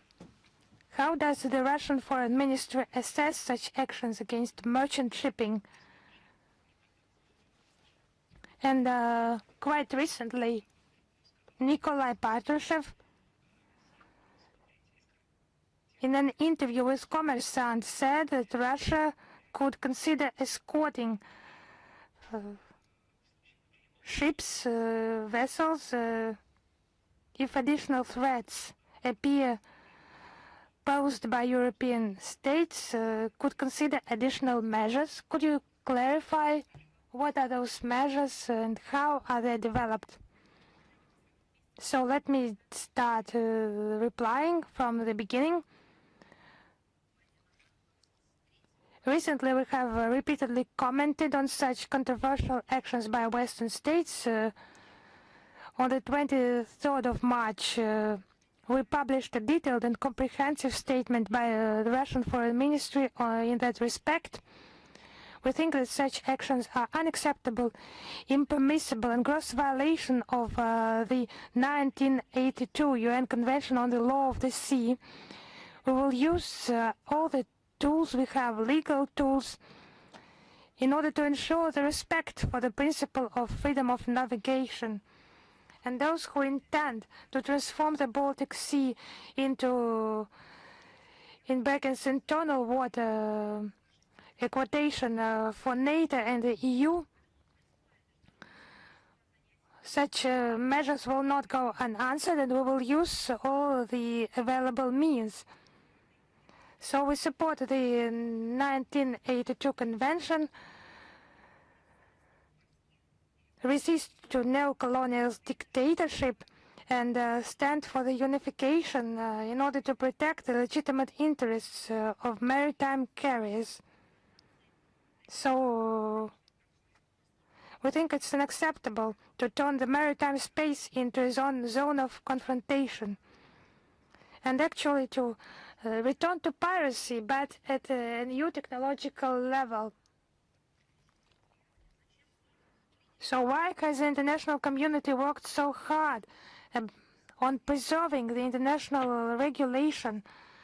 Why have so many resources been spent in order for the maritime space to be regulated, when it's possible like that, just to remember about pirates' tricks of 300 years ago, but in new technological harpoons, to seize vessels, to rob them and to destroy them, and so on. Yes, that's the case, but we have the film Pirates of the 21st Century, but it's some prophecy. It's symbolic, actually. We thought it's absurd, but it's a new reality. Now about the interview by Nikolai Patrushev. An emphasis was made in that interview on political and diplomatic means widely used by our country to counter illegal actions by EU members. They are not always effective. It's obvious. In that regard, the competent authorities have developed and implement a whole range of appropriate actions. Specifically, measures are being envisaged to escort Russian-flagged vessels, and the special measures to install protective equipment on board vessels and other measures, but I will not go into detail here because it's not my scope, but any unfriendly measure will meet with a proportionally strong response. We have the necessary means and capabilities available. Thank you very much. Thank you. Is Town News with us? Yes. Hello, Madam Zakharova. Hello. Town News Information Agency, Georgia. First of all, I would like to thank President Putin of the Russian Federation, Russian Orthodox Church, and the people of Russia for honoring the memory of our beloved Patriarch Ilya II, and the participation of Special Representative of the President of the Russian Federation for International Cultural Cooperation, Mikhail Shvydkoy, in the farewell ceremony for Catholicos Patriarch of Georgia. And those condolences were perceived as a significant, friendly, and symbolic signal. What do you think will be further practical and diplomatic impetus? In your opinion, what could follow such steps?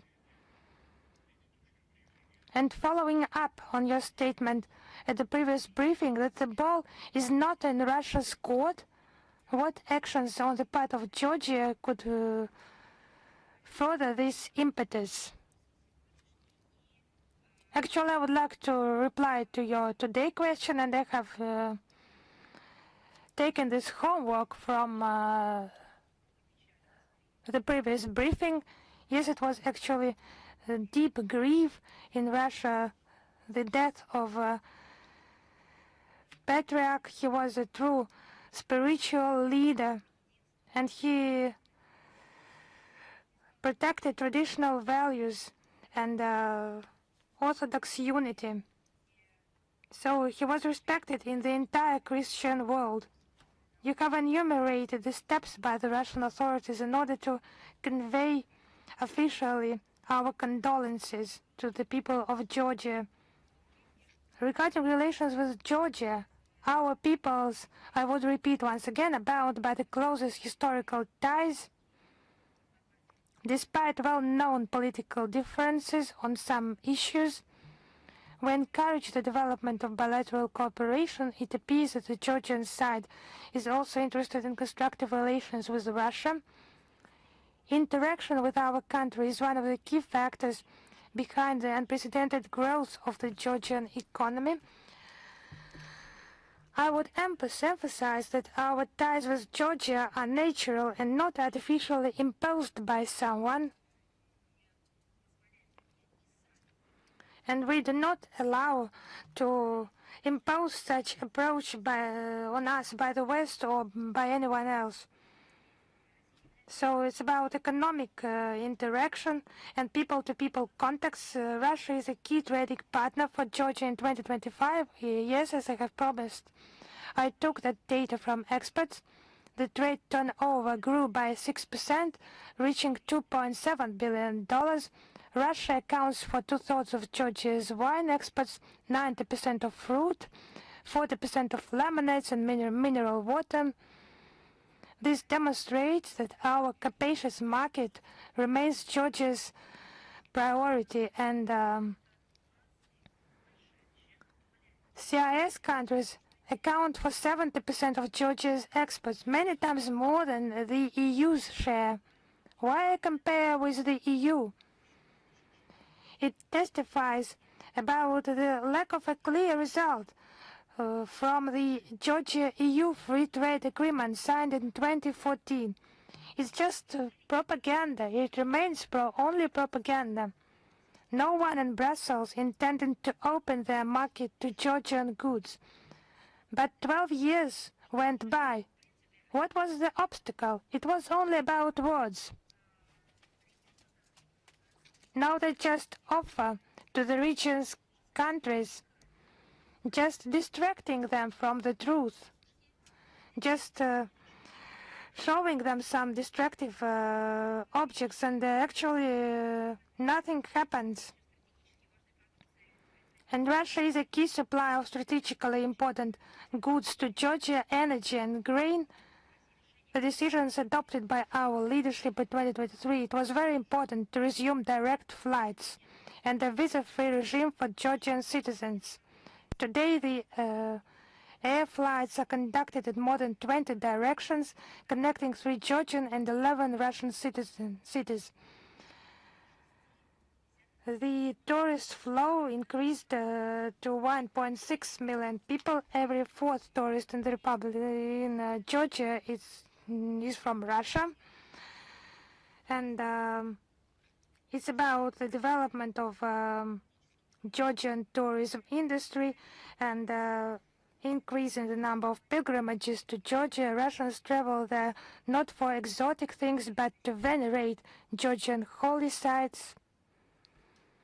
This would be a further occasion to do that. It's one more eloquent testimony of common culture and history of the two people. We stand on the same spiritual foundation and defend the same values. We're sincerely glad that the context between our two peoples and the economic cooperation is developing accordingly. Now on to political dialogue with Georgia. I can only repeat one thing. If Tbilisi is ready for that, Moscow will not avoid goal-oriented discussion. The rejection of dialogue with Russia, as well as tragical events of 2008, are a part of the heritage of a criminal and reckless regime of Saakashvili. In its rationale to actually rationally justify the advantages of such an approach that Georgia used to take, and we hope that Tbilisi, realizing the true goals of the West in regards to the country, will understand that cooperating with Russia is better than confronting it, and this is a position that is backed by facts. And the challenges that our peoples, our countries have faced have become doubtlessly a very powerful provocation that has been prepared for a long time, and fortunately was stopped in its tracks, and it didn't go any further in the deepest part that it was prepared to serve by the West, not only for our country but the entirety of the region. The region is rich in natural resources and represents a unique geological and ecological point of the planet, possessing all types of natural riches, from resources to, of course, culture, history, art, etc. And you understand this always causes envy and desire to be destructive and inflict damage and unleash chaos and disorder. This is a desire of some select structures on our planet. Unfortunately, they do still exist. Thank you very much. Thank you. Is the Chinese Media Corporation with us? Yes. Well, we have two questions. You already answered one of them. Thank you very much. I'll answer the second question. Currently, on the island of Hainan, we have the BRICS Asian Forum, where Russia is represented on a high level. Asia is currently being called locomotive of the global economic growth, with its role becoming more important than before. How does Russia view the multilateral cooperation with the Asian countries in the forming markets? What are expectations of the Russian side in regards to the existing forum and the prospects of its development? In the current moment of geopolitical tension, we see the growing significance of dialogue structures helping reinforce regional cooperation and elaborate exact avenues of growing trade and economic cooperation. Among such formats are the Asian Forum and the Eastern Economic Forum in Russia. They are depoliticized and representative and especially oriented towards the Asia-Pacific region, rich in history and tradition, and they are, of course, extremely effective. The organizers of the ongoing Asian Forum, BOAO, are raising the topics concerning the relevant economic tendencies in the world. Especially, we see the discussion of digital economy and managing artificial intelligence, good environment for trade and investments, development of cross-border payment and electronic commerce. This is especially important for Russia because we are interacting both with our Chinese friends and other partners from Asia. We're interested in broadening our connection with the Chinese Forum. Representative of Russia is among the board of directors of the forum, and we will be always be happy to host the Secretary General of the Boao Asian Forum, Chan Zun, at the Eastern Economic Forum. We also think it necessary to invite representatives of multilateral associations situated in Eurasia to such events. The forum is hosting the heads of executive authorities of some international structures such as ASEAN, SCO, CICA, the Asian Development Dialogue, Asia Cooperation Dialogue, and also these representatives are also visiting the Eastern Economic Forum, where we see the work conducted by the EU, APEC, and the SCATO. This also helps reinforce the context between the business circles of those countries. So we wish all the success and productive discussions at the Boao Asian Forum, and we also hope for broader representation at Eastern Economic Forum. Is Bolt News with us? Yes, good afternoon.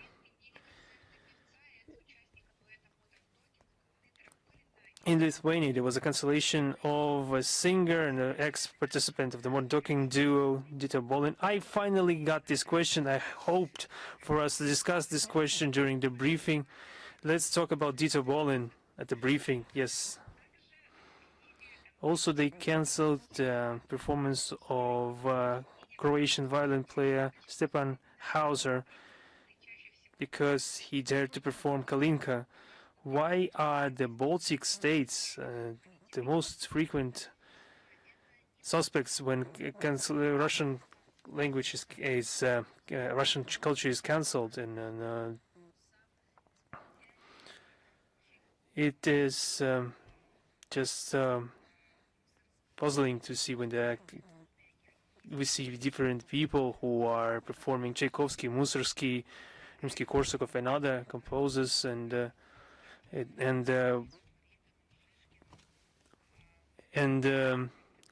would be very terrible to see for everyone who knows who Wrubel, Vysotsky, and other great painters are, who are familiar with the actions of Russian museums, and who know about the theater of Stanislavski, smaller theater, and other our theaters. We're not even talking about the performers. We're talking about the Respublic regime, who is responsible for such commandments. They cannot, in reality, cancel anything. They change some logos, labels, and that's it. Then they run out of money, and they started to focus more on their real task at hand, trying to control the damage. Periodically, just resorting to some petty acts. What we are witnessing is just nationalism transforming into neo-Nazism. Thank you. Thank you. Is Lenta.ru with us? Now, yes, Madam Zakharova, we have on the 20th of March, the Parliament of Moldova adopted a resolution condemning the so-called pollution of the Dniester River as a result of the armed forces of Russian Federation strike against the Ukrainian infrastructure. According to the document, a lot of oil products have been discharged into the river, which created a serious threat for the health of the population, including the possible cancerogenic influence. How could you comment the adoption of this resolution by the Moldovan parliament? There is nothing to be surprised about. For many years, official Chisinau has been regularly accusing Russia of practically everything. Economic, financial problems, Russia is always to blame. The situation in the security sphere is aggravating. Moscow is to blame. Unfortunately, demography is declining. Moscow is to blame too. Everything they are blaming on us. Now the environment is getting worse, and Moscow is also once again to blame. Even the Moldovan citizens themselves, they think that this is suspicious, and there are no clear circumstances described of this incident taking place, no credible evidence, but nevertheless it doesn't stop them from accusing Russia. It begs a question in regards to the sending of samples of the contaminated water for analysis for some reason to Bucharest. I don't know. Don't they have any laboratories in Moldova? Probably they do. Why sending the samples to Bucharest then? I don't know. Why are they doing that? It's obvious. And the very same day, on 20th of March, the Parliament of Moldova voted in favor of denouncing 3 basic CIS treaties.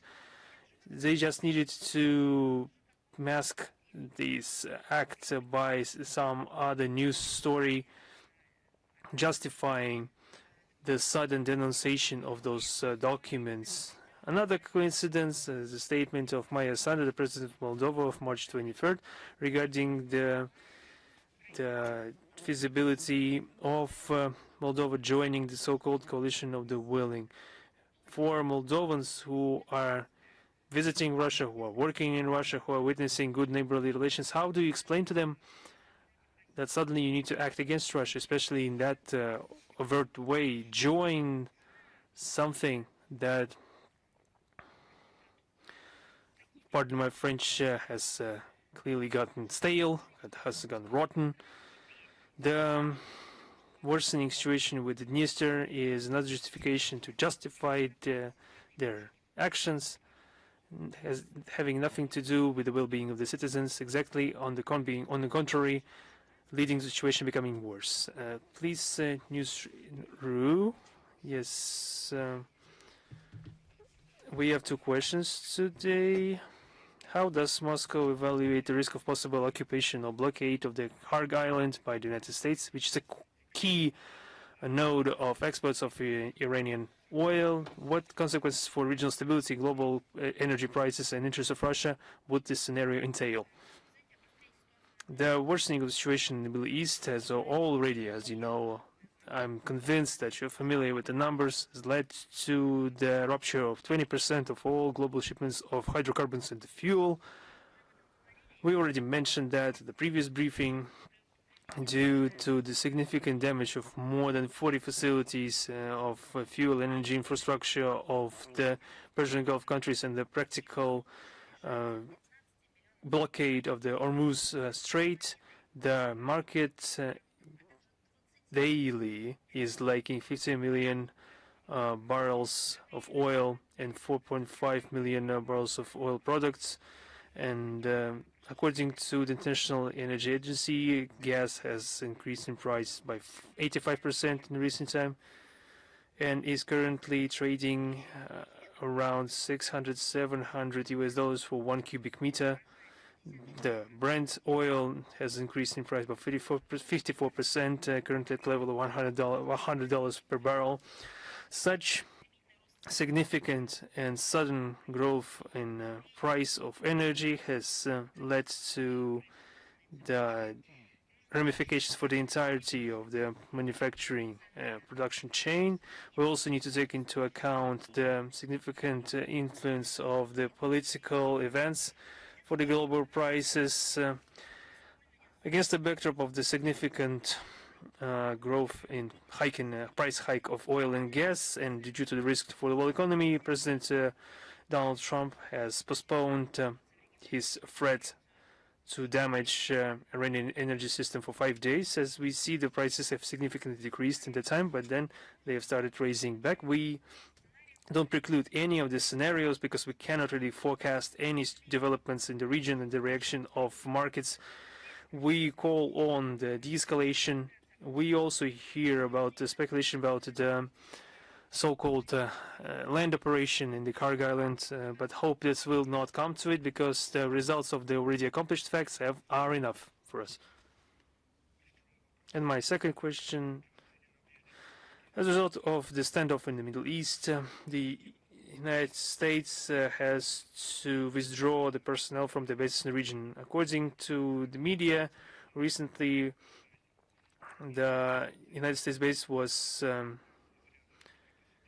transferred from Baghdad to Jordan. How does the Russian MFA evaluate the evacuation of the American military bases from some Arab states? Will this positively influence the situation in the region? You know, we don't usually comment on the bilateral relations of 2 sovereign states, but we need to note that the current dramatic situation in the Persian Gulf are telling in saying that the presence of the United States Armed Forces in the region, instead of reinforcing security, creates additional threats for all countries of the region. Thank you very much. Is Newsfront with us? Yes, good afternoon. One question, if you allow me. How would you evaluate the new accusations raised against Russia that the main person to blame for the growth of migration to Europe in the last 10 years is the Russian President Vladimir Putin? This statement was made by the EU Commissioner on Internal Affairs and Migration, Magnus Brunner, in his interview to Financial Times. I'll just ask for clarification and just ask for we have been accused of worsening the environment in Moldova and migration problems in Europe. If we talk about this seriously, there is nothing new and nothing true about such statements. We have given numerous evaluations and comments to the statements from Brussels, now trying to shift the blame for the refugee flow to Europe onto Russia. All accusations of Western countries in regards to the Russian culpability in the world migration crisis is another attempt to lift the responsibility for their own misdeeds and find someone to blame, find scapegoats to cover up their own failings in the migration policy. Let's just remind them what the situation was in reality in the last decade. It's a direct consequence of a reckless and short-sighted interference into internal affairs of sovereign states of the Middle East and North Africa to destabilize them and forcefully change the regime. Just remember the so-called Arab Spring. That's the root of the existing current problems when it comes to migration. This led to a collapse of statehood, humanitarian catastrophes, civil wars, and growth of terrorism. Before that, we saw the situation around Iraq. Parallel with that, we had the so-called Arab Spring, pseudo-Arab Spring. Then we saw Libya, Syria, and so on and so forth. We can give dozens of other examples. Permanent threat to livelihood, lack of fundamental rights and freedoms has led to mass refugee flows from that region. Just look at our statements from the period. We have always warned against it. We have always warned what this would lead to. And the European Union officials just responded saying that they would handle it, and now they're blaming us. The states that actively participate in such interference, that have been unleashing conflicts, should have realized long ago that they are the ones who bear the brunt of the blame for the consequences and the mass flow of migrants and refugees. Today, thousands of people are still daily risking their life trying to reach Europe. And what about Ukraine? Didn't the European countries, the US, Canada, were engaged in destabilizing the situation for decades, destabilizing the regime, trying to conduct a coup d'etat? That was them, of course. Brussels is continuing to neglect the situation in the Mediterranean, where the inaction of corresponding border services of Europe continue to lead to thousands of deaths every year. At the same time, we see them forcing out potential asylum seekers and not allowing them to enter Europe. This is all being done in violation of international legal norms in the area of protecting rights of refugees. European capitals are actively preventing access to their territory and preventing access to asylum procedures, and are trying to shift the obligations to other countries. We've seen this many times before, because this was highlighted, for example, by the UNHCR. Until the West stops interfering into sovereign states of other regions, the problem will not cure itself, and they don't want that. So they resort to blaming Russia. Is Ross Media with us right now? Just a couple of questions more. Is Ross Media with us? Information agency of Ross Media. We have two questions. This year, India has chairing the BRICS, and they are at the same time they are growing cooperation with the United States and their allies. What is the strategy of Russia not to lead the situation to the breakdown of main consensual mechanism and basic principles of BRICS? So what events with the petition of Russia will be key in the nearest months? We respect the right of each state to develop contacts with other countries, considering their own national interests and strategies. We have no doubt in the sovereign character of the decisions of New Delhi. This is the basis of our relations with India. We have a privileged strategic partnership with this country. We have never had any reason to doubt the interest of our Indian friends to developing cooperation within BRICS. We can have various stances on certain topics and situations. However, we are united in the issue that this alliance is very important. It is important to preserve. We, of course, support priorities of BRICS work for this year declared by our Indian friends. We are sure that through joint efforts we will have to come to the next summit of BRICS in September this year with tangible achievements. We are prepared to facilitate interaction in reforming institutions of global management, increasing of the share of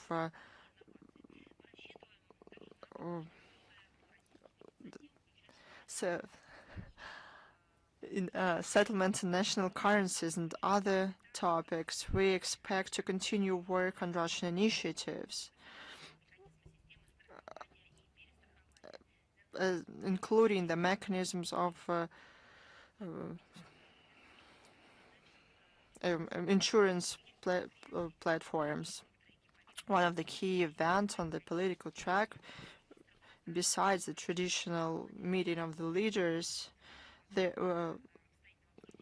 will be the Council of Foreign Ministers of BRICS countries. This will be a good opportunity to discuss the relevant issues on the international agenda. Question 2. Earlier there were speculations in the media about disrespecting the Gaydar leader in Russia. I cannot believe that. I cannot believe that there are people who came up with this. I don't know why you, as a journalist, are paying attention to this. But there are a lot of fakes. There are a lot of provocations. One cannot pay attention to all of them. This won't help us. We should pay attention to the principled position, and it is expressed many times, especially in the run-up to the anniversary events, including here in Russia. There was a number of them. Even I, as a official representative of the MFA, gave interviews to Moscow, Baku. If I'm not mistaken, it was May 2023. I will provide the link in the text of a briefing today to this interview. I never knew him personally, but I read and heard a lot of him. There were also statements that I made dedicated to 100 years since the birthday of Gaydar Aliyev. I cannot believe that you can believe those journalists that came up with this lie. I'm also shocked that you ask me this question. It is not asked by the Azerbaijani journalist. He, for some reason, and I hope it was not somebody else's orders, they started to stop visiting our briefings. In this case, they could have first-hand answers to their questions. If you remember, we always had representatives of Azerbaijan. I don't want such articles to be published. Nothing like this ever happened. But we are always happy to see everyone, representatives of all countries. There's another thing I would like to note. We shouldn't give in to the provocations of those who want to incite us against each other. We should take note of their principled position. It was communicated many times to the public. We do this with great respect, real, sincere respect to our partners and our common past and history colleagues. Now I have to wrap up the briefing. I will answer all your questions. Thank you very much. See you next time. I wish you all the best. До свидания.